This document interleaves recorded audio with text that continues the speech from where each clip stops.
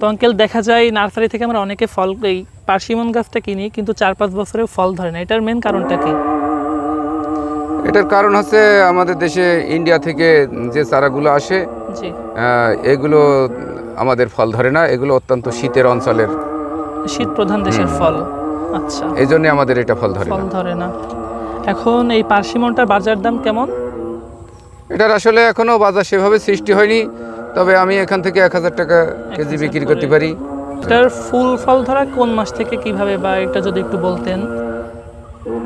এটা ফেব্রুয়ারি মাসের শেষ সপ্তাহে গিয়ে ফুল ধরে। নতুন পাতা বেরোয় যখন, তখনই ফুল ফল নিয়ে বেরোয়। আচ্ছা, আর এটার পাকে কয় মাসে এই ফলটা? এতে প্রায় 6-7 মাস সময় লাগে, অনেক আগস্টের শেষ লং টাইম পর্যন্ত। নেই। এই গাছের চারার দাম তেমন, বাইরে তো দেখি 2500-3000 করে বিক্রি করে, এতটুকু গাছ কলমের এতটুকু, ওইগুলোতে ফল ধরে না। আপনার এখানে চারার দামটা কেমন? আমার এখানে 1 থেকে 1.5 ফিট যেগুলো আছে ওগুলো 1500 টাকা, আচ্ছা, যেগুলো 2.5 থেকে 3 ফিট 3.5 ফিট আছে ওগুলো 2500 টাকা, এবং আমার কাছে কিছু বড় চারা আছে 5 থেকে 6 ফিট 7 ফিট পর্যন্ত, ওগুলো 5500 টাকা। আপনার এই পার্সিমনে আসা যাত্রাটা ঠিক কত বছর আগে? এটা 4 বছর। 4 বছর। কিভাবে আসলেন এটাতে? এটা তো ওই যে আমি নতুন কোনো কিছু ফল চাষ হলেই সেটা সংগ্রহ করি, তারই ধারাবাহিকতায় মডার্ন হর্টিকালচার নাটক থেকে আমার চারা 3টে গাছ সংগ্রহ করা, তা 2টো গাছে ফল হয় না আমার, আর একটা যাতে ফল এই একটা হচ্ছে। জাতে হয় ফল। তাহলে এখন যেগুলো যে বিক্রি হচ্ছে বাজারে অন্য এই পার্সিমন বলে কিন্তু ফল ধরছে না, ওইটা কোন জাতগুলো ওইগুলো?